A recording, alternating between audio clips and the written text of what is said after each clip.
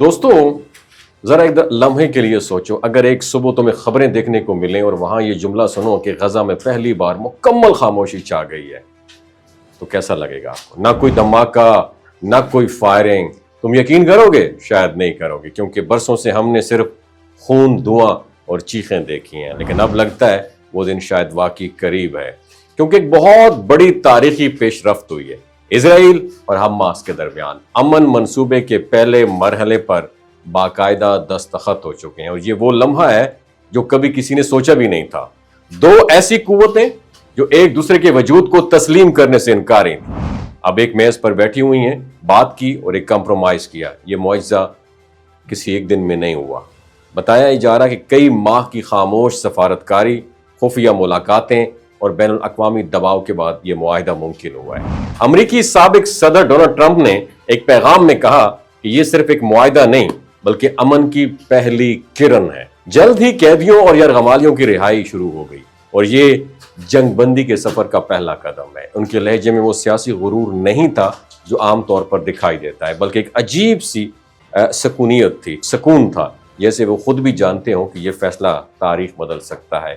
قطر نے اس پورے عمل میں ایک اہم کردار ادا کیا. قطری وزیر خارجہ نے بتایا کہ یہ معاہدہ ایک نئے دور کا آغاز ہے.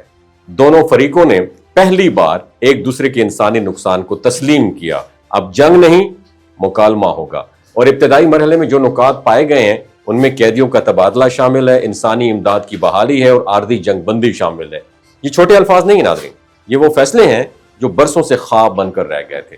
اسرائیلی وزیر اعظم نیتن یاہو نے کہا، اگر یہ معاہدہ سچائی اور خلوص سے آگے بڑھا تو یہ نہ صرف ہمارے ملک بلکہ پوری دنیا کے لیے امن کی بنیاد بن سکتا ہے. جبکہ حماس کے ترجمان نے ایک جملہ کہا جو شاید پورے معاہدے کی روح ہے، ہم نے یہ فیصلہ کمزوری میں نہیں، انسانیت کے لیے کیا ہے. ہم اپنے بچوں کے لیے وہ صبح چاہتے ہیں جس میں نہ خوف ہو، صرف امید ہو. یہ الفاظ دنیا بھر میں وائرل ہو گئے کیونکہ ان میں سیاست نہیں، انسانیت بول رہی تھی.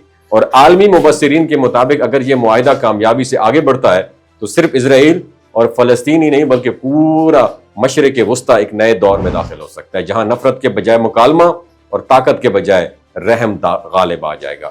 اور اقوام متحدہ نے بھی اس معاہدے کو امن کی جو ڈائریکشن ہے وہ تاریخی قدم جو ہے نا وہ قرار دیا ہے. اور یورپی یونین، ترکی اور کئی عرب ممالک نے امید ظاہر کی ہے کہ اب وہ دن دور نہیں ہے جب غزہ اور یروشلم کے بچے ایک ہی آسمان تلے امن سے کھیل سکیں گے. لیکن سوال یہ ہے، کیا یہ امن قائم رہے گا؟ کیا تاریخ خود کو نہیں دہرائے گی؟ کیا سیاسی مفادات، طاقت کے کھیل اور انتہا پسند اس امید کو ایک بار پھر نہیں رون دیں گے؟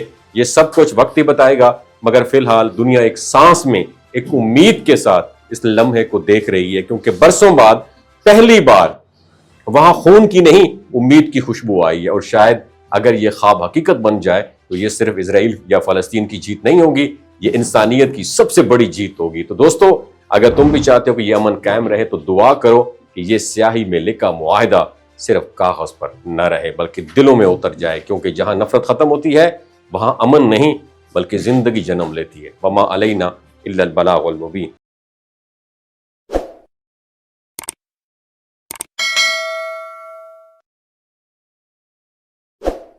یہ جو گلگت بلتستان کے لوگ ہوتے ہیں نا، ان کی ایوریج عمر 90 سال سے بھی زیادہ ہوتی ہے. You know Y?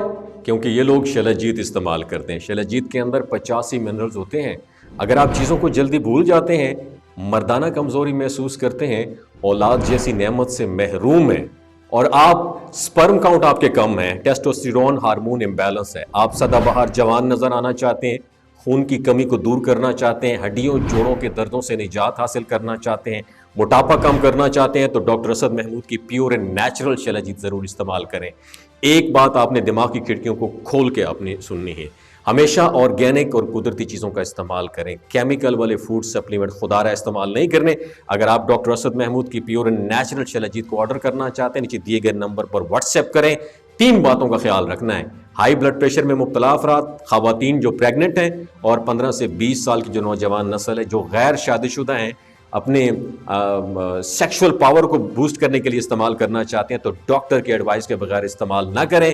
باقی سارے لوگ بے دھڑک گرمی اور سردیوں میں استعمال کر سکتے ہیں. اپنا بہت خیال رکھیے گا. اللہ حافظ.